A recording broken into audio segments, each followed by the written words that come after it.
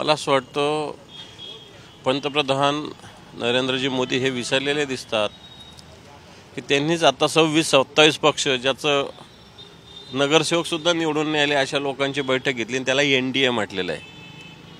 आणि अटलजींचंही सरकार आलं होतं, NDA म्हणून आलं होतं.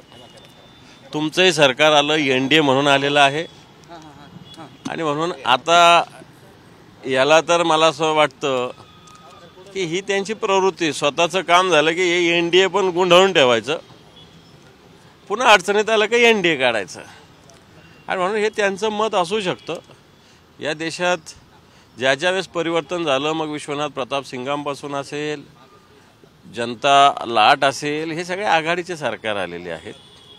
भारतीय जनता पार्टीसुद्धा ज्या वेळेस सत्तेवर आली NDA म्हणून आलेली आहे. आतासुद्धा 1-1, 2-2 पक्षाचे खासदार त्यांच्या मंत्रिमंडळात केंद्रीय मंत्री. आणि म्हणून मला असं वाटतं हे फक्त सांगण्याच्या गोष्टी आहेत.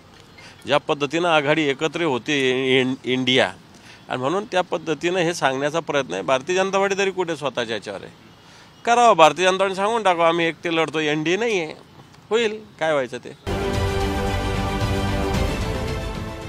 देश विदेशातील प्रत्येक घडामोडींचे लाईव्ह अपडेट मिळवण्यासाठी आता साम टीव्हीच्या सर्व सोशल मीडिया प्लॅटफॉर्मला लाईक, फॉलो आणि सबस्क्राईब करा. तसंच सर्व नोटिफिकेशनसाठी बेल आयकॉन प्रेस करायला विसरू नका.